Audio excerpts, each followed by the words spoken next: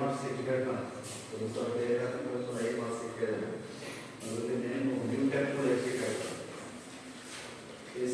ಆದಿವಾಸಿಗಳ ಅಥವಾ ಬುಡಕಟ್ಟು ಅಂದರೆ ಆದಿವಾಸಿ ಅನ್ನೋದೊಂದೇ ಕನ್ಫ್ಯೂಸ್ ಮಾಡ್ಕೊಂಡ್ರೆ ಬುಡಕಟ್ಟುಗಳ ಕಲ್ಯಾಣ ಕಾರ್ಯಕ್ರಮಗಳು ಅಲ್ಲವೇ ಆದಿವಾಸಿಗಳ ಕಲ್ಯಾಣ ಕಾರ್ಯಕ್ರಮಗಳು ಅದನ್ನೇ ಬುಡಕಟ್ಟು ಬೇರೆ ಆದಿವಾಸಿಗಳು ಬೇರೆ. ಸೊ ಅವರ ಕಲ್ಯಾಣಕ್ಕಾಗಿ ಏನೇನು ಕಾರ್ಯಕ್ರಮಗಳು ಹಾಕೊಂಡಿದ್ದೀವಿ ಬಹಳ ಸರಳವಾಗಿ ಹೇಳಬೇಕು. ಮೊದಲೇನು ಆರ್ಥಿಕ ಕಾರ್ಯಕ್ರಮಗಳು ಅದರಲ್ಲಿ 3 ಇದರ ಬರ್ತಾವೆ. ಒಂದು 5, 6, 7ನೇ ಪಂಚವಾರ್ಷಿಕ ಯೋಜನೆಗಳು ಬರ್ತಾವೆ. ಅದರಲ್ಲಿ ಎಷ್ಟೆಷ್ಟು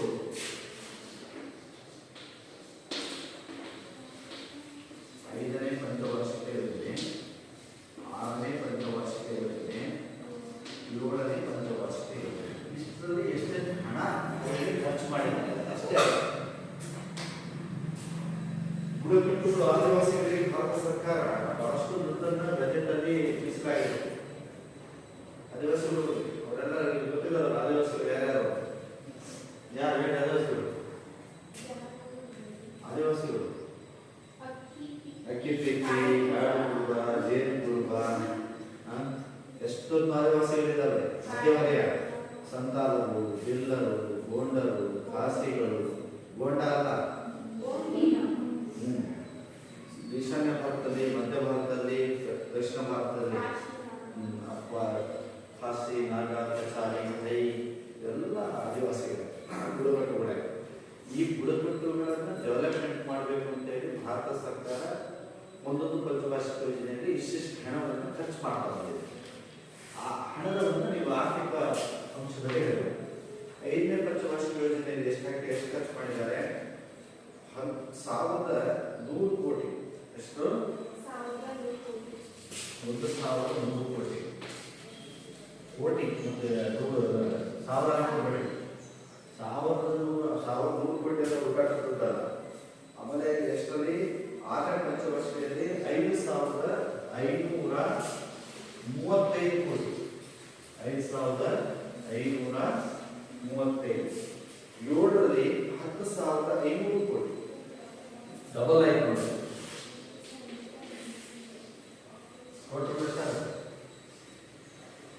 ಮಾಡಿ 5, 3, 5,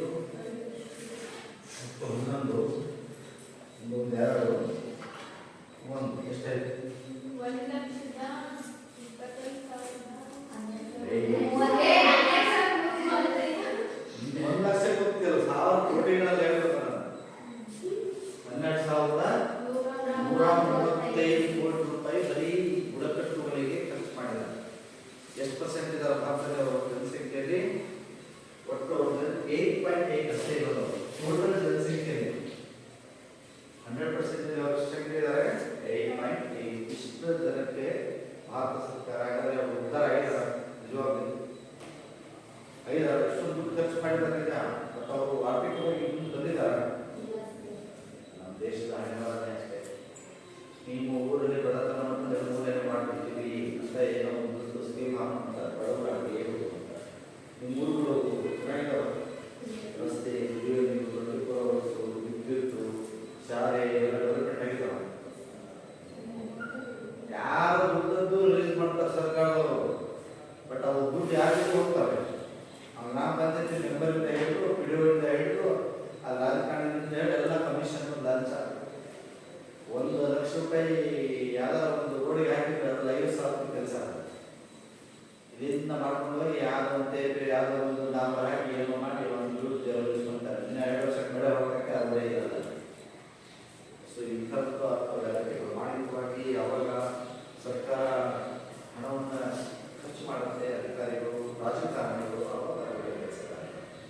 ಇದನ್ನು ಹೇಳಬೇಕು. ಇಷ್ಟು ಆರ್ಥಿಕ ಅಂಶದಲ್ಲಿ ಬುಡಕಟ್ಟುಗಳ ಕಲ್ಯಾಣಕ್ಕಾಗಿ ಭಾರತ ಸರ್ಕಾರ 3 ಯೋಜನೆಗಳಲ್ಲಿ ವಿಶಿಷ್ಟ ಹಣವನ್ನು ಖರ್ಚು ಮಾಡಿದೆ ಅಂತ ಹೇಳಿ ಒಂದು ಪಾಯಿಂಟ್ ಇದೆ.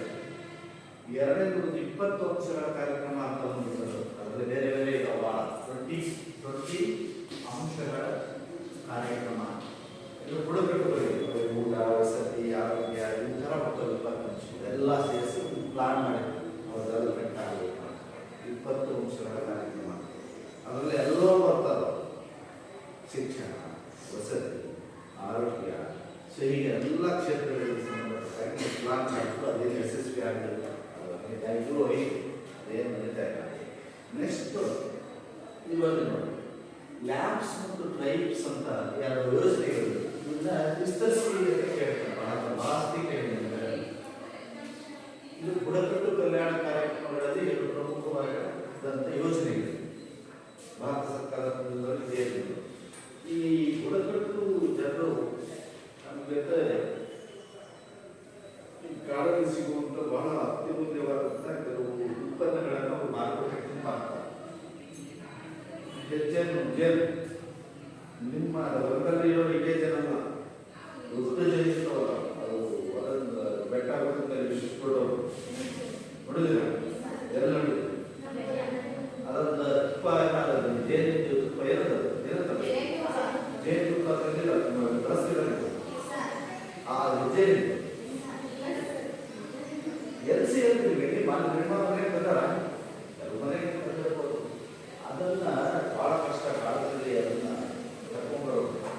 ಈ ಕೆಲವು ಕಾಡು ಆಯುರ್ವೇದಿಕ್ ವಸ್ತುಗಳು ಕಾಡು ಸಿಗ್ತವೆ. ಈ ತಿರುಪೂರಲ್ಲಿ ಎಲ್ಲ ಹೋದಾಗ ಅದು ಯಾವುದೋ ಒಂದು ವರ್ಷ ಸಿನಿಮಾಟ್ಯಾಕ್ಸ್ ಯಾವುದೋ ಮುಖ್ಯನ ಅದ್ರ ಮುಂದೆ ರೋಡಲ್ಲಿ ಗಿಡಮೂಲಿಕೆ ಒಂದು ಮಾಡ್ತಾರೆ, ಇಟ್ಕೊಂಡು ಗಿಡಮೂಲಿಕೆಗಳು, ಎಲ್ಲ ಥರದ ಗಿಡಮೂಲಿಕೆಗಳು ಕಾಡಲ್ಲೇ ಸಿಗ್ತವೆ. ಬೇರುಗಳು ಯಾವ್ಯಾವ ಬೇರು, ಅವು ಕೆಲವು ಭಾಳ ಬೆಲೆ ಬಾಳೋದು, ಅಪರೂಪದವರು, ಕೆಲವು ಸಿಗಲ್ಲ. ಅವತ್ತು ತಂದು ಏನು ಮಾಡ್ತಾ ಇದ್ದಾರೆ, ಈ ಬುಡಕಟ್ಟು ಆದಿವಾಸಿ ತಗೊಂಡು ಇಟ್ಟೆ ಮಾರಾಟ ಒಬ್ಬ ಬೆಲೆ ಗೊತ್ತಿಲ್ಲ. ಏನು ಮಾಡ್ತಾರೆ, ಮಧ್ಯವರ್ತಿಗಳು ಇರ್ತಾರಲ್ಲ ರೋಡ್ಗಳು, ಇದಕ್ಕೆ 100 ರೂಪಾಯಿ ಬೆಲೆ ಮಾಡಿದ್ರೆ 20 ರೂಪಾಯಿ ಕೊಡೋ ಅಂತ ಹೇಳಿ 20 ರೂಪಾಯಿ ಕೊಟ್ಟು ಅವ್ರಿಗೆ ಕಳಿಸ್ತಾರೆ. ಹೀಗೆ ಮಧ್ಯವರ್ತಿಗಳಿಂದ ಅವರನ್ನು ಶೋಷಣೆಯನ್ನು ತಪ್ಪಿಸೋದಕ್ಕೋಸ್ಕರ ಈ ಯೋಜನೆ ಲ್ಯಾಂಬ್ಸ್ ಅನ್ನೋದು ಲಾರ್ಜ್ ಏರಿಯಾ ಮಲ್ಟಿಪರ್ಪಸ್ ಪ್ರೋಗ್ರಾಮ್ ಅಂತ, ವಿಶಾಲ ಪ್ರದೇಶ ವಿವಿಧೋದ್ದೇಶ ಸಹಕಾರ ಸಂಘ. So large area multipurpose programme, ಇದು ಏನು ಮಾರುಕಟ್ಟೆ ಸಂಘ ಇದೆ. ರೈಫಡ್ ಅನ್ನೋದು ಒಂದು ಸಂಘಟನೆ, ಅವತ್ತೇ ಒಂದು ಸಂಘ ಮಾಡಿದ್ದಾರೆ. ಅದರಲ್ಲಿ ಅವರು ಮಾಡ್ತಾರೆ, ಭಾರತೀಯ ಬುಡಕಟ್ಟು ಸಹಕಾರಿ ಅಭಿವೃದ್ಧಿ ಒಕ್ಕೂಟ ಅಂತ ರೈಫಡ್, ಕನ್ನಡದಲ್ಲಿ ತಿಳ್ಕೊಳ್ಳಿ.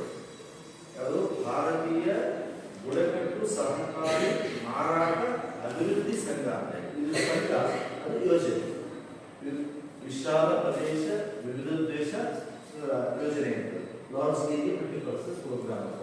ಇವೆರಡು ಓದಿ ಯಾವೆಲ್ಲ ಕೇಳ್ತಾನೆ, ಇಲ್ಲ ಒಂದೇ ಸಿಗದೆ ಕೇಳ್ತಾನೆ, ಇಲ್ಲಾಂದ್ರೆ ಬಿಟ್ಟ ಸ್ಥಳದಲ್ಲಿ ಬೆಳೀಲಿ ಅಂತಾನೆ ವಿಸ್ತರಿಸಿ ಬರ್ತಾನೆ. ಮೊದಲೇ ಕ್ವಶನ್ ಪೇಪರ್ನಲ್ಲಿ ಆಪ್ಷನ್ಗೆ ಇದ್ದಿಲ್ಲ, ಆಪ್ಷನ್ ಇದ್ದಿಲ್ಲ. ಈಗ ಆಪ್ಷನ್ ಕಡೆ 20-30 ಮಾರ್ಕ್ಸ್ ನಿಮ್ಗೆ ಸ್ವಲ್ಪ ತಲೆ ಅಂದರೆ ಸಾಕು, ಇದನ್ನು ಬರೆಯಬಹುದು. ಸೊ ಇದು ಒಂದು ಕಾರ್ಯಕ್ರಮಗಳನ್ನು 3 ಕಾರ್ಯಕ್ರಮಗಳು. ಒಂದೇದು ಆರ್ಥಿಕ ಅಂಶಗಳು, ಬುಡಕಟ್ಟು ಕಲ್ಯಾಣದ 3 ಯೋಜನೆ, ಪಂಚವಾರ್ಷಿಕ ಯೋಜನೆಗಳಿಗೆ. ಎರಡನೇದು 20 ಅಂಶಗಳ ಕಾರ್ಯಕ್ರಮ ಜಾರಿ ತರಲಾಗಿದೆ. ಮೂರನೇದು ಇದು ಲ್ಯಾಂಬ್ಸ್ ಮತ್ತು ಟ್ರೈಫಡ್ ಅನ್ನೋ ಒಂದು ಸಂಘಟನೆಗಳನ್ನು ಅವರ ಬುಡಕಟ್ಟು ಮತ್ತು ಆದಿವಾಸಿಗಳ ಕಲ್ಯಾಣಕ್ಕಾಗಿ ಮಾಡಿದ್ದಾರೆ. ನಾಲ್ಕನೇದು ಕೃಷಿ ಕಾರ್ಯಕ್ಕೆ ಹೇಳಿದ್ರೆ, ಇಲ್ಲಿ ಕೃಷಿ ಕಾರ್ಯ ಏನೇನು ಅವರಿಗೆ ಬೀಜ, ಗೊಬ್ಬರ, ನೇಗಿಲು ಇವೆಲ್ಲ ಫ್ರೀ ಬರ್ತಾರೆ. ಫ್ರೀ ಅಂತ ಗೊಬ್ಬರ ಭಾಳ ಫ್ರೀ ಅಂತ ಸಬ್ಸಿಡಿ. ಈಗ ಗೊಬ್ಬರ ಎಷ್ಟೇ ನಿಮಗೂ ರೈತರು ಸಬ್ಸಿಡಿ ಕೊಡ್ತಾರಲ್ಲ, ನಿಮ್ಮ ಅಪ್ಪ ಅವರಿಗೆ ಮನೆ ತಂದೆ ಇರಲ್ಲ, ಸಬ್ಸಿಡಿ ಅಂತ 3,000 ರೂಪಾಯಿ ಮಾಡಿರ್ತೀವಿ.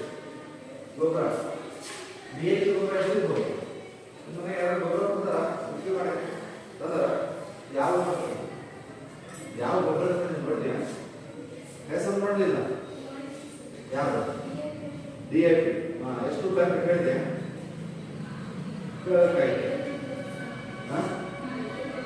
ಈ ಪಾಣಿ ಕೊಟ್ಟು ಕೆಲವು ಕೃಷಿ ಸಿಗುತ್ತಲ್ಲ, ಕೃಷಿ ಇಲಾಖೆ ಆಫೀಸ್ ಇರ್ತಿತ್ತು, ಅಲ್ಲಿ ಪಾಣಿ ಕೊಟ್ಟರೆ ಅರ್ಧ ರೇಟಿಗೆ ಗೊಬ್ಬರ ಕೊಡ್ತಾರೆ. 3,000 ಇದ್ರೆ ಆ ಕೃಷಿ ಆಫೀಸಲ್ಲಿ 1,000 ಕೊಡ್ತಾರೆ. ನೇರು ನೇರು ರೈತರಿಗೆ ಅದು ಮಾರುಕಟ್ಟೆ ಮೌಲ್ಯ 3,000 2,000 ಇದ್ರೆ ಕಡಿಮೆ ಕೊಡ್ತಾರೆ. ಕೃಷಿ ಆಫೀಸ್ ಬೀಜ, ಗೊಬ್ಬರ, ಬೇರೆ ಬೇರೆ ದವಸ ಧಾನ್ಯಗಳು ಎಲ್ಲವೂ ಕೂಡ ಸಬ್ಸಿಡಿಯಲ್ಲಿ ಕೊಡ್ತಾರೆ. ಮಾರುಕಟ್ಟೆ ಪ್ರೈವೇಟ್ ಅಂಗಡಿ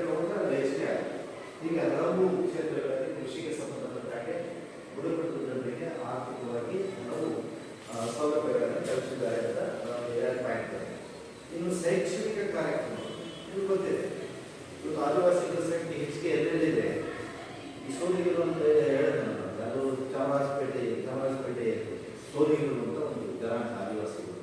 ಈಗ ಅವರ ಊರನ್ನೇ ಭಾಳ ಡೆವಲಪ್ಮೆಂಟ್ ಮಾಡಿದ್ದಾರೆ ಕೆಲವು ಪ್ರೈವೇಟ್ ಇನ್ಸ್ಟಿಟ್ಯೂಷನ್ಸ್. ಸೊ ಅಲ್ಲಿ ಏನು ಮಾಡಿದ್ದಾರೆ, ಒಳ್ಳೆ ಹಾಸ್ಟೆಲ್ ಮಾಡಿದ್ದಾರೆ, ಹೆಣ್ಮಕ್ಳು ಹಾಸ್ಟೆಲ್, ಗಂಡ್ಮಕ್ಳು ಹಾಸ್ಟೆಲ್, ಒಳ್ಳೆ ಇಂಗ್ಲೀಷ್ ಮೀಡಿಯಂ ಶಾಲೆಗಳು. ಸೊ ಒಳ್ಳೆ ಹೊರಗಡೆಯಿಂದ ತರಬೇತಿ ಬಂದು ಟೀಚರ್ಸ್ಗಳನ್ನ ಕಳಿಸಿ ಅವರನ್ನ ಅಲ್ಲೇ ಉಳ್ಕೊಳ್ಳೋಂಥ ವ್ಯವಸ್ಥೆ ಮಾಡೋದು, ಹೀಗೆ ಮಾಡ್ತಾರೆ. ಇದರಲ್ಲಿ SC/ST ಹಾಸ್ಟೆಲ್ ಅಂತ ಬಂದಿದ್ದಾವೆ. ಹೀಗೆ ಪರ್ಟಿಕ್ಯುಲರ್ ಆದಿವಾಸಿಗಳಿಗಾಗಿ ಪ್ರತ್ಯೇಕವಾದಂಥ ವಸತಿ ನಿಲಯಗಳನ್ನು ಶಿಕ್ಷಣವನ್ನು ಕೊಡುವ ಮೊದಲಲ್ಲಿ ಸಾಕಷ್ಟು ಕೆಲಸವನ್ನು ಮಾಡ್ತಾರೆ. ಇನ್ನೊಂದು ಸಂಘಟನೆ ಇದೆ, ಅದನ್ನು ಕೂಡ ಕೆಲವು ಸಲ ವಿಸ್ತರಣೆ ಮಾಡಕ್ಕಿಲ್ಲ. NCERT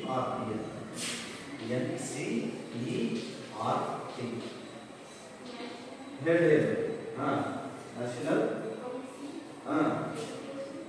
education research train institutions. But ಅದರ ಕನ್ನಡದಲ್ಲಿ ಏನು ಹೇಳ್ತಾರೆ, ರಾಷ್ಟ್ರೀಯ ಶೈಕ್ಷಣಿಕ ಸಂಶೋಧನೆ ಮತ್ತು ತರಬೇತಿ ಸಂಸ್ಥೆ. ಅಷ್ಟೇ ಹೇಳ್ತಾರೆ, ರಾಷ್ಟ್ರೀಯ ಶೈಕ್ಷಣಿಕ ಸಂಶೋಧನೆ ಮತ್ತು ತರಬೇತಿ ಸಂಸ್ಥೆ. ಇದರ ಅಡಿಯಲ್ಲಿ ಇವತ್ತು ಆದಿವಾಸಿಗಳಿಗೆ ಶಿಕ್ಷಣಕ್ಕಾಗಿ ಏನೇನು ಮಾಡಬಹುದು. ಯಾಕಂದರೆ ಆದಿವಾಸಿಗಳಿಗೆ ಮೇನ್ ಎಜುಕೇಶನ್ ಕೊಡೋಕ್ಕೆ ಸಮಸ್ಯೆ ಇರುತ್ತೆ ಅವರ ಲ್ಯಾಂಗ್ವೇಜ್. ಅವ್ರಿಗೆ ಕನ್ನಡ ಬರೋದು, ಇಂಗ್ಲೀಷ್ ಬರೋದು, ಅವ್ರದ್ದೇ ಬೇರೆ ಭಾಷೆ, ಆಡು ಭಾಷೆಗಳೆಲ್ಲ. ಈ ಆಡು ಭಾಷೆಗಳಲ್ಲಿ ಅವರಿಗೆ ಹೆಂಗೆ ನಾವು ಕಲಿಸ್ಬೇಕು, ಯಾವ ಭಾಷೆಗಳನ್ನು ಅವರಿಗೆ ಕಲಿಸ್ಬೇಕು, ಏನು ಸಂಶೋಧನೆ, ಅವರಿಗೆ ಎಂಥ ಶಿಕ್ಷಣ ಕೊಟ್ಟರೆ ಒಳ್ಳೆಯದು, ಉದ್ಯೋಗ ತಗೊಳ್ಳೋದು ಅಥವಾ ವ್ಯಕ್ತಿತ್ವ ರೂಪಣೆ ಮಾಡ್ಕೊಳ್ಳೋದು, ಯಾವ ಥರದ ಎಜುಕೇಷನ್ಸ್ ಅನ್ನು ಕೊಡಬೇಕು. ಇದಕ್ಕೆ ಒಂದು ನ್ಯಾಷನಲ್ ರಿಸರ್ಚ್ ಇನ್ಸ್ಟಿಟ್ಯೂಷನ್ಸ್ ಇದು ನಿತ್ಯ ಸಂಶೋಧನೆ ಮಾಡ್ತಾರೆ, ಅವರನ್ನು ಡೆವಲಪ್ಮೆಂಟ್ ಮಾಡಬೇಕು. ಸೊ ಇದನ್ನು ಕೂಡ ಪ್ರಸ್ತಾಪ ಮಾಡಬೇಕು. ಇದಾದಮೇಲೆ ನಿಮಗೆ ನೆಕ್ಸ್ಟ್ ಆರೋಗ್ಯ ಮತ್ತು ವಸತಿ ಯೋಜನೆ. ಅದು ಗೊತ್ತಿದೆ, ಮನೆಗಳಿಲ್ಲ, ಅವರು ಮನೆಗಳೆಲ್ಲ ಗುಡಿಸ್ಕೊಂಡು ಮನೆ ಕಟ್ಟಬಹುದು, ಸಾಧ್ಯವಾದಷ್ಟು ಹತ್ತಿರದಲ್ಲಿ ಆಸ್ಪತ್ರೆ ಸೌಲಭ್ಯಗಳೆಲ್ಲ. ಯಾಕಂದರೆ ಇತ್ತೀಚೆಗೆ ಹಳ್ಳಿಗಳಲ್ಲಿ ನಾನು ಭಾಳ ಇತ್ತೀಚೆಗೆ ಸ್ವಲ್ಪ ಬದಲಾಗಿದ್ದಾರೆ. ಏನಾದರೂ ಜ್ವರ ಏನಾದರೂ ಆಯಿತು ಅಂದರೆ ಮೊದಲು ದೇವರಿಗೆ ಹೋಗಿ ಬಿಡ್ತೀವಿ ನಾವು. ಏನೋ ಹುಡುಗಿ ಎಲ್ಲೋ ಬರ್ತಾ ಇದ್ದರೆ ಯಾಕೋ ಹುಷಾರಿಲ್ಲ, ಏನೋ ದಾಟ್ ಬಂದಾಳೆ, ಎಲ್ಲೋ ಒಂದು ಯಾವುದೋ ದೇವಸ್ಥಾನಕ್ಕೆ ಹೋಗಿ ಕೈ ಮುದ್ದಾರವ ನೋಡೋಣ ನಾವು ಹಾಸ್ಪಿಟಲ್ ಅನ್ನೋ ಜನ ಈಗಲೂ.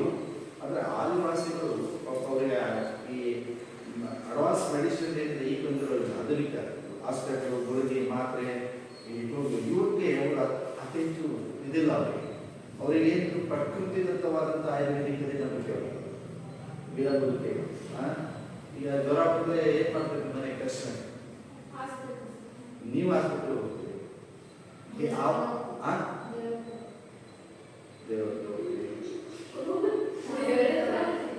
ಹೇಳ್ತಾರೆ ಟ್ಯಾಬ್ಲೆಟ್ ಕೊಡ್ತೀವಿ. ಈ ಟ್ಯಾಬ್ಲೆಟ್ ಇದಾವೆ ಕೊಡ್ತೀವಿ, ಇಲ್ಲೇ ಇದ್ದಾದ್ರೆ ಆದಿವಾಸಿಗಳಲ್ಲಿ ಪಾಪ ಕಡಲೆ ಯಾವ ಟ್ಯಾಬ್ಲೆಟ್ ಕಷಾಯ ಇವು ಇವತ್ತು ಬರೋದು ಅವು ಎಷ್ಟು ಒಳ್ಳೆಯದು ಹೌದು. ಅದಕ್ಕೆ ತಕ್ಷಣಕ್ಕೆ ಅವು ಕೆಲಸ ಮಾಡೋದು ಸ್ವಲ್ಪ ಲೇಟ್ ಪ್ರೊಸೆಸ್. ಈಗ ಕಷಾಯ ಮಾಡ್ಕೊಂಡು ಕುಡಿಯೋದು, ಇದರಿಂದ ಯಾವುದೋ ಸೊಪ್ಪು ತಂದು ಏನೋ ಮಾಡ್ಕೊಂಡು ಮಾಡೋದು, ಈಗ ಮಾಡ್ತೀವಿ. ಕೆಲವು ಸಲ ಏನೋ ಈ ಯಾವುದೋ ಒಂದು ಹಾವು ಕಷ್ಟ ಬಿದ್ದಿದೆ, ಅವಾಗ ಏನು ಮಾಡ್ತಾರೆ, ಯಾವುದೋ ಒಂದು ಸೊಪ್ಪು ಐತೆ, ಆ ಸೊಪ್ಪು ತಂದು ಅದು ಹುರಿದು ಅದರ ಮೇಲೆ ಬಿಡ್ತಾರೆ ಫಸ್ಟಿಗೆ. ಆ ಥರ ಹೇಳೋದು ನಂಬಿಕೆ ನಮಗೆ. ಆ ಥರದಲ್ಲಿ ಆದಿವಾಸಿಗಳಿರೋದು ಪೂರ್ಣ ಅವರು. ಸೊ ಅವರನ್ನು ಈ ಆಧುನಿಕ ಮೆಡಿಸಿನ್ಗಳಿಗೆ ಅವರಿಗೆ ಪರಿಚಯ ಮಾಡಬೇಕು, ಕರ್ಕೊಂಡ್ಬರಬೇಕು, ನಂಬಿಕೆ ಬರಬೇಕು. ನಿಮ್ಮ ಆರೋಗ್ಯಕ್ಕೆ ಅದಲ್ಲ ಔಷಧಿ, ಈ ಔಷಧಿಗಳು ಇವಂತ ಕೊಡಿ, ಸ್ಕ್ಯಾನ್ ಮಾಡಿಸ್ಕೊಡಿ, ಬ್ಲಡ್ ಟೆಸ್ಟ್ ಮಾಡಿಸ್ಕೊಡಿ. ಸೊ ಇದಕ್ಕಾಗಿ ಭಾರತ ಸರ್ಕಾರ ಅವರಿಗೆ ಮೂಲಭೂತವಾಗಿ ಆರೋಗ್ಯ ಮತ್ತು ವಸತಿಗಾಗಿ ಹಲವಾರು ಯೋಜನೆಗಳನ್ನು ಪ್ರತಿ ವರ್ಷ ಬರ್ತಾ ಇದೆ. ಆಸ್ಪತ್ರೆಗಳ ಪರಿಚಯ ಮಾಡ್ಕೊಳ್ತಾರೆ, ಅವರು ಆಸ್ಪತ್ರೆಗೆ ಬರ್ತಾ ಇದ್ದಾರೆ, ಅವರು ಕೂಡ ಇವತ್ತು ತಮ್ಮ ಆರೋಗ್ಯವನ್ನು ಪ್ರತಿಷ್ಠಾಪನೆ ಮಾಡಿಕೊಳ್ಳಕ್ಕೆ ಒಂದಿಷ್ಟು ಕಾರ್ಯಕ್ರಮಗಳನ್ನು ಹಾಕಿದ್ದಾರೆ.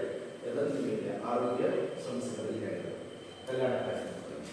ನೆಕ್ಸ್ಟ್ ಇಲ್ಲಿ 2 ಪದಗಳು, ಇದಿಷ್ಟೇ 5 ಪಾಯಿಂಟ್ಸ್ ಇದ್ದಾರೆ. 5 ಮಾಸಕ್ಕೆ ಹೇಳ್ತಾನೆ, ನಾನು ಭಾಳ ಸತಿ ಅಂತ ಕೇಳಿಲ್ಲ. ಬುಡಕಟ್ಟುಗಳ ಕಲ್ಯಾಣ ಕಾರ್ಯಕ್ರಮಗಳು ಅಂದರೆ ಇವೆಷ್ಟು ಬರೋದೇ ಸಾಕು. ಇಲ್ಲಿ 2 ಮಾಸಕ್ಕೆ ಒಂದ್ಸಲ ಕೇಳಿದೆ, ಲಿಂಗತ್ವ ಏನು ಅಂದರೆ ಏನು? ಲಿಂಗ ಮತ್ತು ಲಿಂಗತ್ವ ಈ 2 ಪದ ಅರ್ಥ ಕೇಳಬೇಕು, ವ್ಯತ್ಯಾಸ ಬೇಕು. ಲಿಂಗ ನಿಮ್ಮ ಪ್ರಕಾರ ಗಂಡು ಹೆಣ್ಣು. ಈ ಗಂಡು ಹೆಣ್ಣು ಫಿಸಿಕಲ್ ನಮ್ಮ ಸ್ಟ್ರಕ್ಚರ್ ಮೇಲೆ ನಿರ್ಧಾರ ಮಾಡ್ತೇವೆ. ದೇಹದ ರಚನೆಯ ಆಧಾರದಲ್ಲಿ ಹುಡುಗ ಹುಡುಗಿ ತಾಯಿ ಹೊಟ್ಟೆ ಹೊರಗಡೆ ಬಂದ ತಕ್ಷಣ ಅವ್ರು ಹೆಣ್ಣಾಯ್ತು ಅವ್ರು ಗಂಡಾಯ್ತು. ಯಾಕೆ ಯಾವಾಗ ಫಿಸಿಕಲ್. ಲಿಂಗತ್ವ ಅಂದರೆ ಲಿಂಗ ಅಂದರೆ ನೀವು ಹೇಳಿದ್ರೆ ಸರಿ, ಗಂಡು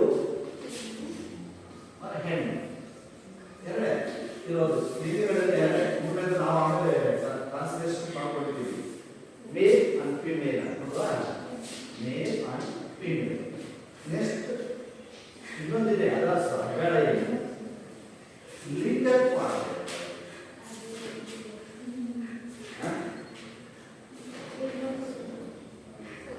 ಹೆಣ್ಣು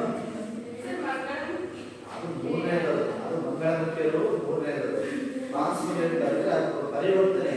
ಹುಡುಗ ಇತ್ತು ಅವನು ಆಪರೇಷನ್ ಕ್ರಾಸ್ ಮಾಡಿ ಹುಡುಗಿ ಆಗ್ತಾನೆ, ಅದನ್ನ ಮಂಗಳಮುಖಿಯರು ಅಂತ ಹೇಳ್ತೀವಿ.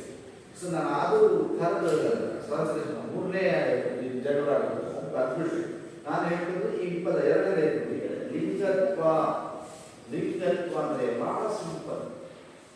ಈಗ ನೀನು ಹುಡುಗಿ, ನಿನಗೆ ನಿನ್ನ ಮನಸ್ಸಿನಲ್ಲಿ ಆ ಹುಡುಗಿ ಅನ್ನೋ ಫೀಲಿಂಗ್ಸ್ ಇದೆಯಾ ಇಲ್ವಾ?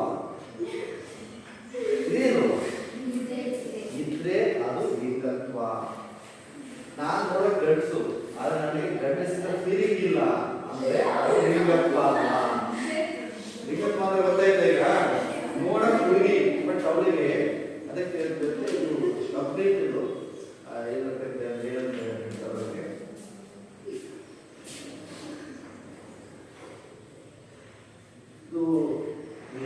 ಬಿಡಿಸಿ ಕರೆಕ್ಟಾಗಿ ಬಿಡಿಸಿ ಹೇಳ್ಬೇಕಾದ್ರೆ ಇದು ಒಂದು ಲೈಂಗಿಕತೆಗೆ ಸಂಬಂಧಪಟ್ಟಂತ ಒಂದು ಭಾವನೆ. ಲೈಂಗಿಕತೆಗೆ ಸಂಬಂಧಪಟ್ಟ ಭಾವನೆ. ಕೆಲವು ಸಲ ಕೈಗೊಳ್ತಾರೆ, ಜೀವ ಮಾಡ್ಕೊಳ್ತಾರೆ ಎಲ್ಲ. ಒಬ್ಬ ಹುಡುಗಿಗೆ ಅಥವಾ ಆ ಹುಡುಗರಿಗೆ ಆ ಲೈಂಗಿಕತೆ ಬಗ್ಗೆ ಆಸಕ್ತಿ ಇಲ್ಲ. ಎಷ್ಟೋ ಕಡೆ ಏನಾಗ್ತವೆ, ಇಂಥ ಕಡೆ ಡೈವರ್ಸ್ ಆಗ್ಬೋದು, ಗೊಂದಲ ಆಗ್ಬೋದು, ಸಂಸಾರ ಹಾಳಾಗ್ಬೋದು, ಈ ಥರದಲ್ಲಿ ಬೇಕಾಗುತ್ತೆ. ಸೊ ಲಿಂಗತ್ವ ಅಂದರೆ ಲೈಂಗಿಕತೆ ಸಂಬಂಧಪಟ್ಟ ಒಂದು ಮಾನಸಿಕ ಭಾವನೆ. ಮನಸ್ಸಿನಲ್ಲಿ ಒಬ್ಬ ವ್ಯಕ್ತಿ ಮನಸ್ಸಿನಲ್ಲಿ ನಾನು ಹುಡುಗ ಅಥವಾ ನಾನು ಹುಡುಗಿ ಎಂಬ ದೃಢವಾದ ನಂಬಿಕೆ ಅಥವಾ ಭಾವನೆಯಿಂದ ಲಿಂಗತ್ವ ಅಂತ. ನೋಡಕ್ ಹುಡುಗ ಅವನು, ಬಟ್ ಹುಡುಗರಲ್ಲಿ ಇರುವಂತ ಇದೇ ಇಲ್ಲ ಅವನಿಗೆ. ಹುಡುಗಿ ನೋಡಕ್ಕೆ ನೋಡು, ಬಟ್ ಹುಡುಗಿಗೆ ಇರುವಂತ ಕರೆಕ್ಟ್ ಅದೇ ಇರಲ್ಲ ಅವನಿಗೆ. ಅದು ಲಿಂಗತ್ವ. ಲಿಂಗ ಮತ್ತು ಲಿಂಗತ್ವ ಅರ್ಥ ಆಯ್ತಾ? ಸೊ ನೆಕ್ಸ್ಟ್ ಲಿಂಗ ತಾರತಮ್ಯ ಅಂದ್ರೆ ಏನು ಅಂತ ಕೇಳ್ತಾರೆ. ಲಿಂಗ ಹೇಳಿ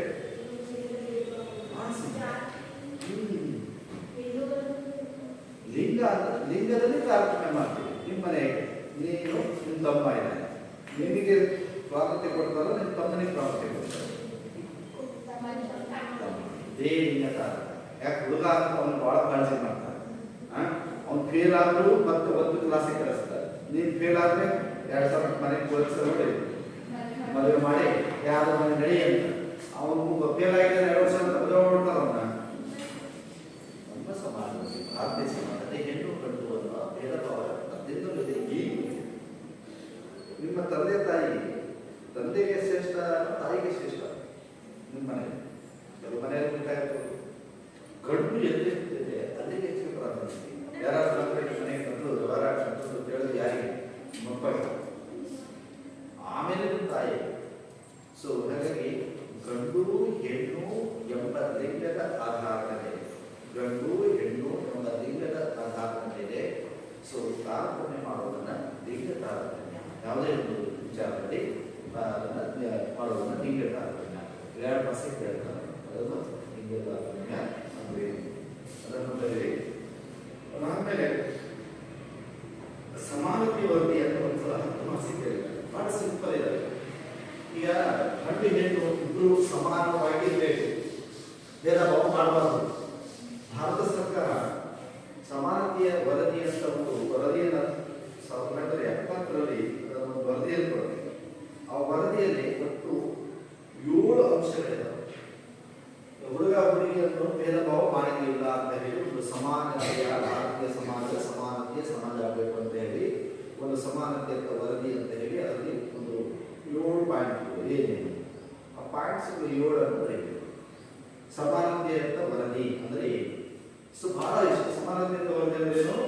ಭಾರತೀಯ ಮಹಿಳೆಯರ ಅಂತಸ್ತು ಮತ್ತು ಸಮಸ್ಯೆಗಳನ್ನ ಕುರಿತು ಒಂದು ರಾಷ್ಟ್ರೀಯ ಆಯೋಗ ರಚನೆ ಮಾಡುತ್ತಾರೆ. ಆ ಆಯೋಗ ಕೊಟ್ಟಂತಹ ಮಹಿಳಾ ಆಯೋಗ ಕೊಟ್ಟಂತಹ ಅಂಶಗಳ ಸಮಾನತೆಯವರಿಗೆ ಮಹಿಳಾ ರಾಷ್ಟ್ರೀಯ 1982 ರಾಷ್ಟ್ರೀಯ ಮಹಿಳಾ ಆಯೋಗ ನೇಮಕ ಆಗುತ್ತೆ. ಅದಾದ್ಮೇಲೆ 70ರಲ್ಲಿ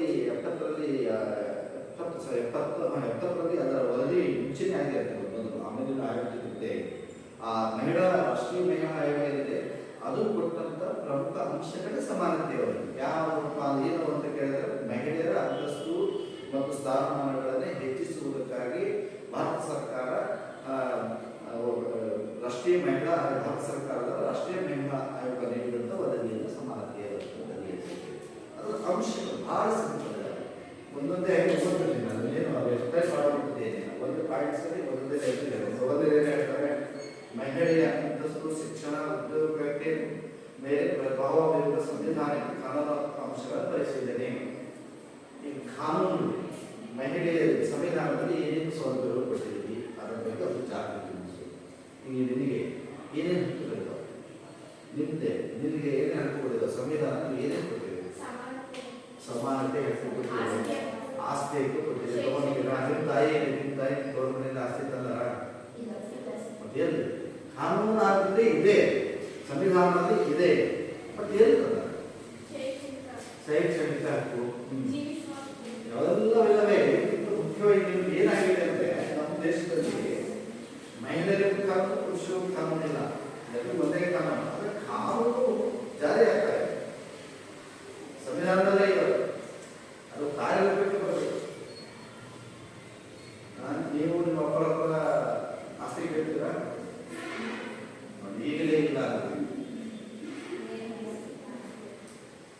ಎರಡನೇದು ಗ್ರಾಮೀಣ ಮಹಿಳೆಯರ ಅಂತಸ್ತಿನ ಮೇಲೆ ಪ್ರಭಾವ ಬೀರುವ ಅಂಶಗಳನ್ನು ಪರಿಣಾಮಕಾರಿಯಾಗಿ ಹೆಣ್ಮಕ್ಳು ಬೇರೆ, ಸಿಟಿ ಹೆಣ್ಮಕ್ಳು ಬೇರೆ, ಗ್ರಾಮೀಣ ಹೆಣ್ಮಕ್ಳು ಬೇರೆ. ಎಷ್ಟೋ ಮೇಲು ಸಿಟಿ ಹೆಣ್ಮಕ್ಳು ಇಲ್ಲಿಗಿಂತ ಅವರು ಬಹಳ ಕಾನೂನಾತ್ಮಕವಾಗಿ ತಿಳ್ಕೊಂಡಿರ್ತಾರೆ, ಆಸ್ತಿ ತಗೊಳ್ತಾರೆ, ಹಕ್ಕನ್ನು ಬಿಡಲ್ಲ, ಯಾರು ಬಿಡಲ್ಲ. ಸಿಟಿಯಲ್ಲಿ ನಮ್ಮ ಹಳ್ಳಿ ಹೆಣ್ಮಕ್ಳು ಪಾಪ ಮುದ್ದು ಅವ್ರ ಮನೆಗ ಮತ್ತು ಅಮ್ಮಾಗ ಮದುವೆ ಮಾಡಿ ಹೋಗ್ಬಿಡ್ಬೇಕು. ನಾವು ನಮ್ಮ ಹೆಣ್ಮಕ್ಳು ಸಂಪ್ರದಾಯಸ್ಥರು, ಹಾಗಾಗಿ ಗ್ರಾಮೀಣ ಮಹಿಳೆಯರ ಬದುಕಿಗೆ ನಗರ ಪ್ರದೇಶದ ಮಹಿಳೆಯರೇ ಬೇರೆ. ಸೊ ಅವರು ಯಾವ ಬದುಕಿದೆ, ಹೇಗಿದೆ, ಅವರು ನಿರ್ಧಾರ ಮಾಡಬೇಕು, ಹೇಗೆ ಮಾಡಬೇಕು, ಆ ಅಂಶಗಳನ್ನು ಪರಿಶೀಲನೆ ಮಾಡಬೇಕು. ಮೂರನೇದು ಮಹಿಳೆಯರಲ್ಲಿ ಶಿಕ್ಷಣ ಅಭಿವೃದ್ಧಿಯನ್ನು ಮಾಡೋದೇ. ಎಜುಕೇಶನ್ ಕಡಿಮೆ, ಪುರುಷರಿಗೂ ಮಹಿಳೆಯರಿಗೆ ಎಜುಕೇಶನ್ ಎಷ್ಟಿದೆ, ಮಹಿಳಾ ಸಾಕ್ಷರತೆ ಎಷ್ಟಿದೆ, ಪ್ರಶ್ನೆ ಮಾಡೋದೇ ಹೇಳಿದೆ. ಅದು ಲಿಂಗಾನುಪಾತ 1940 ಹೆಣ್ಮಕ್ಳು, ಅದು ಲಿಂಗಾನುಪಾತ. ಸಾಕ್ಷರತಾ ಪ್ರಮಾಣ 65 ಟೋಟಲ್, ಪುರುಷರು 76 ಕಡಿಮೆ ಹೆಣ್ಮಕ್ಳಲ್ಲಿ. ಇನ್ನೂ ಕೂಡ ಭಾರತದಲ್ಲಿ ಹೆಣ್ಮಕ್ಳು ಇನ್ನೂ ಎಷ್ಟೋ ಮನೆಗೆ ಸೈನ್ ಮಾಡಿಕೊಂಡು ಎಫರ್ಟ್ ಹೋಗ್ತಾರೆ, ನೋಡಿದಿರ್ತಾರೆ ಪಾಪ. ಅವರು ಇನ್ನೂ ಇದ್ದಾರೆ ಈ ಕಾಲದಲ್ಲಿ ಅಂದರೆ ಅವರಲ್ಲಿ ಎಜುಕೇಶನ್, ಮಹಿಳೆಯರಲ್ಲಿ ಎಜುಕೇಶನ್ ಕೊಡಬೇಕು. ಈ ಮುಸ್ಲಿಮ್ಸ್ ವಿಧಾನಗಳನ್ನು ಇನ್ನೂ ಕಡಿಮೆ, ಅವರಲ್ಲಿ ಇತ್ತೀಚೆಗೆ ಮಾತ್ರ ಶಾಲೆಗೆ ಕಳಿಸ್ತಾರೆ, ಕೆಲವರು ಶಾಲೆಗೆ ಕಳಿಸ್ತಾರೆ. ಕೆಲವು ಜಾತಿಗಳಲ್ಲಿ, ಕೆಲವು ಊರುಗಳಲ್ಲಿ SLC ಮಾಹಿತಿ ಸಾಕು, ಮದುವೆ ಮಾಡ್ಕೊಂಡು ಹೊಡ್ಕೊಂಡು ಹೋಗ್ತಾರೆ. ಈ ವಿಷಯ ಮದುವೆ ಓದಿಸೋದಲ್ಲ. ಸೊ ಇಂಥ ಒಂದು ಸ್ಥಿತಿಯಲ್ಲಿ ಎಷ್ಟೋ ಹೆಣ್ಮಕ್ಳು ಇದ್ದಾರೆ, ಅವರಿಗೆ ಎಜುಕೇಶನ್ ಕೊಡೋದು. ಇನ್ನು ಉದ್ಯೋಗ ಕ್ಷೇತ್ರದಲ್ಲಿ ತರಬೇತಿಯನ್ನು ಕೊಡೋದು, ಟೈಲರಿಂಗ್ ಕೊಡೋದು, ಕಂಪ್ಯೂಟರ್ ಕೊಡೋದು, ಈ ಕೆಲಸಗಳನ್ನು ಮಾಡೋದು. ಸೊ ಐದನೇದು ಅವರು ತಾಯಿಯಾಗಿ, ಒಬ್ಬ ಮಹಿಳೆಯಾಗಿ ಅವರು ಎಷ್ಟು ಜವಾಬ್ದಾರಿಯನ್ನು ಗೊತ್ತಿದ್ದಾರೆ ಅದನ್ನು ಮನವರಿಕೆ ಮಾಡಬೇಕು. ಬರೀ ತಾಯಿಯಾಗಿ, ಒಂದು ಕುಟುಂಬದ ಯಜಮಾನಿಯಾಗಿ ಮಕ್ಕಳಿಗೆ ಮತ್ತು ಅವರಿಗೆ ಎಷ್ಟು ಜವಾಬ್ದಾರಿ ಇದೆ, ಅದರ ಹೊರೆ ಹೇಗಿರುತ್ತೆ, ಅದನ್ನು ಕಡಿಮೆ ಮಾಡುವಂಥ ಒಂದು ಕಾರ್ಯಕ್ರಮಗಳನ್ನು, ಜವಾಬ್ದಾರಿಗಳನ್ನು ಹಾಕಿಕೊಂಡು ಡೆವಲಪ್ಮೆಂಟ್ ಮಾಡೋದು. ಆಮೇಲೆ ಮಹಿಳೆಯರು ಕೂಡ ಬೇರೆ ಈ ಯೋಜನೆ ಕಾರ್ಯಕ್ರಮಗಳಲ್ಲಿ ಅವರನ್ನು ಬಳಸಬಹುದು. ಈ ಗಂಡು ಮಕ್ಕಳ ಸೇರ್ಕೊಂಡು ಆಡಳಿತ ಮಾಡೋದನ್ನ ಎಲ್ಲರೂ ಅವರು ಕೂಡ ಆಯ್ಕೆ ಮಾಡಬೇಕು. ಸೊ ದೇಶದ ನಿರ್ಮಾಣದಲ್ಲಿ ಮಹಿಳೆಯರ ಪಾತ್ರ ಏನು? ನಮ್ಮ ದೇಶ, ಭಾರತ ದೇಶ ಡೆವಲಪ್ಮೆಂಟ್ ಆಗಬೇಕಾದ್ರೆ ಮಹಿಳೆಯರ ಪಾತ್ರ ಏನು ಅದರಲ್ಲಿ ಮನವರಿಕೆ ಮಾಡಬಹುದು. ಇಂಥವು 7 ಕಾರ್ಯಕ್ರಮಗಳು ಬರೀಬೇಕು. ಸಮಾನತೆ ಅಂತ ವರದಿಯ ಪ್ರಮುಖ ಅಂಶಗಳನ್ನು ಬರೀರಿ ಅಂತ ಕೇಳ್ತಾರೆ. ಸೊ ಇದಾದ್ಮೇಲೆ ನಿಮಗೆ ಮಹಿಳಾ ಸಬಲೀಕರಣ ಏನು ಅಂತ ಕೇಳ್ತಾರೆ. ಇದು 2 ಮಾಸ.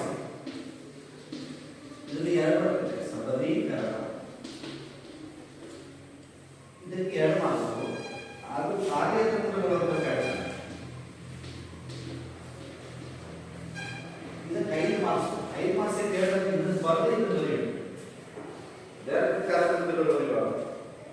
ಈಗ 9 ಮಾರ್ಕ್ಸಿಗೆ ಮಹಿಳಾ ಸಬಲೀಕರಣದ ಕಾರ್ಯತಂತ್ರಗಳನ್ನು ಬರೆಯಿರಿ ಅಂತ ಹೇಳಿದ. ಮೊದಲು ನೀವು ಮಹಿಳಾ ಸಬಲೀಕರಣ ಅಂದ್ರೆ ಏನು ಅಂತ ಕೊಡಬೇಕು. ಬಹಳ ಸಿಂಪಲ್. ಮಹಿಳಾ ಅಂದ್ರೆ ನೀವು ಮಹಿಳೆಯರು, ಸಬಲ ಅಂದ್ರೆ ಪದ ಇಲ್ಲ. ಸಬಲ ಅನ್ನೋ ಪದ ಏನು? ಇದರ ಅರ್ಥ ಏನು ಭಾಷೆ? ಸಬಲ ಅಂದ್ರೆ ನೀವು ಬೇರೆ, ಈಗ ಬಹಳ ಗಟ್ಟಿಯಾಗಿದ್ದಾರೆ. ಸಬಲ ಅಂದ್ರೆ ಚೆನ್ನಾಗಿದ್ದಾರೆ, ಸೊ ತುಂಬಾ ಪವರ್ಫುಲ್ ಆಗಿದ್ದಾರೆ. ಸೊ ಮಹಿಳೆಯರು ಪವರ್ಫುಲ್ ಆಗಬೇಕು ಯಾವುದರಲ್ಲಿ? ಅಧಿಕಾರ, ಆರ್ಥಿಕವಾಗಿ, ರಾಜಕೀಯವಾಗಿ, ಶೈಕ್ಷಣಿಕವಾಗಿ ಮಹಿಳಾ ಸಬಲೀಕರಣ ಅದೇ ಇರೋದು. ಅದೇ ಸೆಂಟೆನ್ಸ್ ಮಾಡಿ. ಮಹಿಳೆಯರು ಅಧಿಕಾರಯುತರಾಗಿ, ಆರ್ಥಿಕವಾಗಿ, ರಾಜಕೀಯವಾಗಿ, ಶೈಕ್ಷಣಿಕವಾಗಿ ಮುಂದುವರಿಯುವುದೇ ಮಹಿಳಾ ಸಬಲೀಕರಣ. ಸೊ ಮಹಿಳೆಯರು ಎಷ್ಟು ಜನ ಇದ್ದಾರೆ? ಎಷ್ಟು ಜನ ಮಹಿಳೆಯರು ಇವತ್ತು MP ಗಳು, ಮಿನಿಸ್ಟರ್ಗಳು ಆಗಿದ್ದಾರೆ? ಸೆಂಟ್ರಲ್ ಅಲ್ಲಿ ಒಂದು 5-6 ಜನ ಇದ್ದಾರೆ. 33% ರಿಸರ್ವೇಶನ್ ಕೊಟ್ಟರು, ಕೊಡ್ತೀವಿ ಅಂತ ಕೊಡಲಿಲ್ಲ. ಎಷ್ಟು ಜನ MLAಗಳಿದ್ದಾರೆ ಕರ್ನಾಟಕದಲ್ಲಿ? ಹೆಣ್ಮಕ್ಳು ಎಷ್ಟು ಜನ ಇದ್ದಾರೆ ಗೊತ್ತಿಲ್ಲ, ಅಂದಾಜು ಹೇಳಿ. 208 ಜನ ಇರ್ಬೋದಾ? ಅಷ್ಟೇ. 220 ಜನರಲ್ಲಿ ಜನಸಂಖ್ಯೆ 50-50 ಇದೆ. ಇದು 50-50 ಆಗುತ್ತಾನೆ ರಾಜಕೀಯವಾಗಿ. ಅವರು ಯಾಕಂದ್ರೆ ಅವ್ರ MLA ನಿಂತ್ಕೊಳಕ್ಕೆ ಬಿಡೋದು, ಅವ್ರು ಗಂಡಸರು ನಿಂತ್ಕೊಳ್ತಾರೆ. ಯಾಕೆ ಅವ್ರು ಹೆಣ್ಮಕ್ಳನ್ನ ನಿಲ್ಲಿಸಲ್ಲ? ಎಲ್ಲೋ ಒಬ್ಬರಿಬ್ಬರು ನಿಲ್ಲಿಸ್ತಾರೆ. ಏನೋ ಬೇರೆ ಬೇರೆ ಕಾರಣ ಅಲ್ವ, ಮೆಂಬರ್ಸ್ ಅಂತ ಅಥವಾ ಏನೋ ಆಯಿತು ಅಂತ ಅನ್ನೋ ಮೇಲೆ ನಿಲ್ಲಿಸೋದು. ಸೊ ಇವತ್ತು ರಾಜಕೀಯವಾಗಿ ಪ್ರಾತಿನಿಧ್ಯ ಕಡಿಮೆ ಇದೆ. ಎಷ್ಟು ಜನ ಹೆಣ್ಮಕ್ಳು ಇತ್ತು ಆರ್ಥಿಕವಾಗಿ ವ್ಯವಹಾರಗಳನ್ನ, ಬ್ಯಾಂಕ್ಗಳನ್ನ, ಅಕೌಂಟ್ಗಳನ್ನ ಮಾಡ್ಕೊಂಡು ಹಣ ಇಟ್ಕೊಂಡು ಚೆನ್ನಾಗಿದ್ದಾರೆ. ಲೋ ಬೀಳ್ತಾರೆ ಪಾಪ. ಎಲ್ಲ ಹೆಣ್ಮಕ್ಳು 100 ರೂಪಾಯಿ 200 ರೂಪಾಯಿ ಡಬ್ಬಿಯಲ್ಲಿ ಹಾಕೊಂಡು ಕುಟುಂಬ ನಡೆಸ್ಕೊಂಡು ಹೋಗ್ತಾರೆ ಅಂತ ಹೆಣ್ಮಕ್ಳ ಹೆಚ್ಚಿಗೆ. ಸೊ ಇವತ್ತು ಎಕಾನಾಮಿಕಲ್ ಸ್ಟ್ರಾಂಗ್ ಇಲ್ಲ, ಆರ್ಥಿಕವಾಗಿಯೂ ಸ್ಟ್ರಾಂಗ್ ಇಲ್ಲ, ರಾಜಕೀಯವಾಗಿಯೂ ಸ್ಟ್ರಾಂಗ್ ಇಲ್ಲ. ಮನೆಯಲ್ಲಿ ಎಲ್ಲ ಹೆಣ್ಮಕ್ಳು ಅಧಿಕಾರ ನಡೆದಿತ್ತು. ಅವ್ರು ಹೇಳಿದ್ರು, ನಿಮ್ಮ ಮನೆಗೆ ನಿಂತು ತಾಯಿ ಹೇಳಿದ್ರೆ ನಿಮ್ಮಪ್ಪ ಹೇಳಿದ್ರು ಕೇಳಿರ್ತೀರ? ಇಲ್ಲ, ಈ ಥರ ಇಲ್ಲ. ಏನಾದ್ರು ಒಂದು ಮದುವೆ ಮಾಡೋದು, ಏನಾದ್ರು ಒಂದು ವಸ್ತು ತಗೊಂಡ್ಬೋದು, ಹಬ್ಬ, ಬಟ್ಟೆ ಏನೋ ತಾಯಿ ಹೇಳಿದ್ದಾರೆ ಇಲ್ಲ, ಎಲ್ಲರಿಗೂ ಇಲ್ಲ. ಬಹಳ ಏನೋ ತೊಂದರೆ ಇದೆ. ಇದನ್ನ ಮಹಿಳಾ ಸಬಲೀಕರಣ ಅಂದರೆ ಮಹಿಳೆಯರು ಖುಷಿ ಆಗಬೇಕು, ಅವರಿಗೆ ಅಧಿಕಾರ ಸಿಗಬೇಕು, ಅವರು ಸಮಾಜದಲ್ಲಿ ನೇತೃತ್ವಕ್ಕೆ ಬರಬೇಕು. ಇದಕ್ಕಾಗಿ ಏನು ಕಾರ್ಯಕ್ರಮಗಳನ್ನು ಸರ್ಕಾರ ಹಾಕಿಕೊಂಡಿದೆ ಕಾರ್ಯಕ್ರಮ ಏನು ಮಾಡಬೇಕು? ಬಹಳ ಸಿಂಪಲ್. 3 ಇದಾವೆ: ಕಾನೂನಾತ್ಮಕ ಕಾರ್ಯತಂತ್ರಗಳು, ಶೈಕ್ಷಣಿಕ ಕಾರ್ಯತಂತ್ರಗಳು, ಆಮೇಲೆ ಸಾಮಾಜಿಕ ಕಾರ್ಯತಂತ್ರಗಳು, ಆರ್ಥಿಕ ಕಾರ್ಯತಂತ್ರಗಳು. 3 ಕಾನೂನು, ಸಾಮಾಜಿಕ, ಆರ್ಥಿಕ 3 ಪಾಯಿಂಟ್ಸ್ ಪಾಯಿಂಟ್ಸ್ ಬರ್ತವೆ. ಕಾನೂನಾತ್ಮಕ ಕಾರ್ಯತಂತ್ರಗಳಲ್ಲಿ ABC ಅಂತ ಹಾಕಿ ಮಾಡಿದ್ವಿ. A, B, C ಇದಕ್ಕೆ ಎಕ್ಸಾಂಪಲ್ ಕೊಡ್ತಾರೆ. ಒಂದು ಕಾನೂನು. ಇಲ್ಲಿ ಕೆಲವು 5 ಆಕ್ಟ್ಗಳು ಹಿಂದೆ ಬಂದವರು ಮಹಿಳಾ ಆಕ್ಟ್ಗಳು. ಅವರೇ ಇರ್ತಾರೆ. ಮಹಿಳೆಯರಿಗಾಗಿ ಕಾನೂನು ಯಾವಾಗ ಬಂದ? ಮಹಿಳೆಯರಿಗೆ ಪರ್ಟಿಕ್ಯುಲರ್ ಯಾವ ಕಾನೂನು? ಸಮಾನತೆ ಕಾಯ್ದೆ, ಹಿಂದೂ ವಿಧವಾ ಪುನರ್ವಿವಾಹ ಕಾಯ್ದೆ, ಹಿಂದೂ ಉತ್ತರಾಧಿಕಾರ ಕಾಯ್ದೆ, ವರದಕ್ಷಿಣೆ ನಿಷೇಧ ಕಾಯ್ದೆ, ಬಾಲ್ಯ ವಿವಾಹ ನಿಷೇಧ ಕಾಯ್ದೆ. ಇವೆಲ್ಲ ಹೆಣ್ಮಕ್ಳಿಗೆ ಸಂಬಂಧಪಟ್ಟಿವೆ. ಇವು 5 ಆಕ್ಟ್ಗಳಲ್ಲಿ ಉಳಿದ ಕಾನೂನಾತ್ಮಕ ಪದ್ಧತಿಗಳು. 4-5 ಕಾನೂನುಗಳನ್ನು ಬರೆಯಿರಿ ಮಹಿಳೆಯರಿಗೆ ಸಂಬಂಧಪಟ್ಟವು.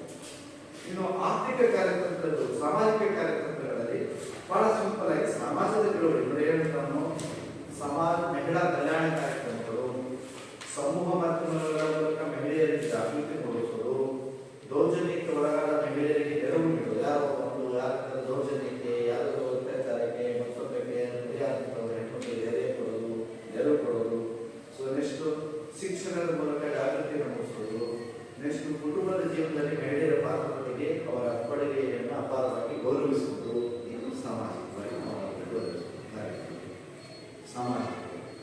ಇನ್ನು ಆರ್ಥಿಕ ಕಾರ್ಯಕ್ರಮಗಳು ಅಷ್ಟೇ ಮಹಿಳೆಯರಿಗೆ ಉದ್ಯೋಗದಲ್ಲಿ ಅವಕಾಶ ಕೊಡೋದು, ವೃತ್ತಿಪರರಿಗೆ ಈ ದೈನಿಕ ಶ್ರಮವನ್ನು ಕಡಿಮೆ ಮಾಡುವಂಥ ಟೆಕ್ನಿಕ್ಸ್ ಅನ್ನು ಕೊಡೋದು. ಈಗ ಮಿಷಿನ್ ಕಾಲಿನ ಸುಳಿದ್ರೆ ಬಟ್ಟೆ ಹೊಲಿದ್ರೆ ನೆರವು ಕೊಡ್ತಿಲ್ಲ, ಬಟ್ಟೆ ಹೊಲಿದ್ರೆ ನೆರವು ಕೊಡ್ತಿಲ್ಲ.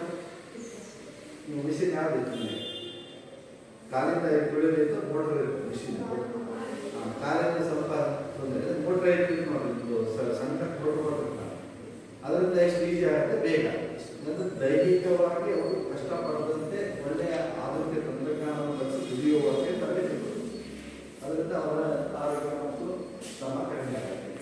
ಸೊ ನೆಕ್ಸ್ಟ್ ಈ ಥರದ್ದು ಕೈಗಾರಿಕೆಗಳನ್ನು ಸ್ಥಾಪನೆ ಮಾಡೋದು, ಕೈಗಾರಿಕೆಗಳಲ್ಲಿ ಉದ್ಯೋಗ ಕೊಡೋದು, ಮಹಿಳೆಯರಿಗೆ ಕೈಗಾರಿಕೆಗಳಲ್ಲಿ ಪ್ರತ್ಯೇಕವಾದಂಥ ಊಟದ ವ್ಯವಸ್ಥೆ, ಆಹಾರದ ವಸತಿ ಅಥವಾ ಇದು ಊಟ ಉಪಚಾರ ಅವರಿಗೆ ತಾಯಿ ಒಬ್ಬ ಸಣ್ಣ ಮಕ್ಕಳು ಇರ್ತಾರೆ 6 ತಿಂಗಳಿಗೆ ಪಾಪು ಇರುತ್ತೆ, ಬಿಟ್ಟು ಫ್ಯಾಕ್ಟ್ರಿಗೆ ಗಾರ್ಮೆಂಟ್ಸಿಗೆ ಹೋಗಬೇಕು, ಅವರಿಗೆ ಸಮಸ್ಯೆ ಆಗುತ್ತೆ.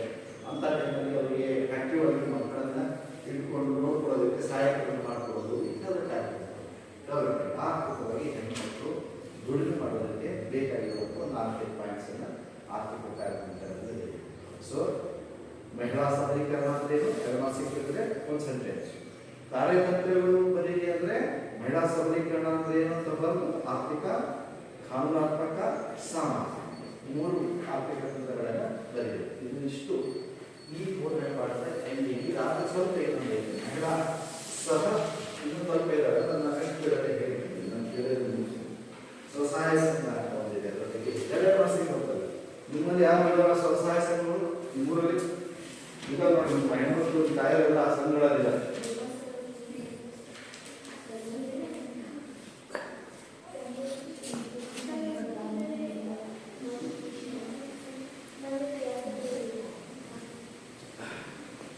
ಸ್ವಸಹಾಯ ಸಂಘದ ಬಗ್ಗೆ ಯಾರಾದ್ರೂ ಗೊತ್ತಿಲ್ಲ?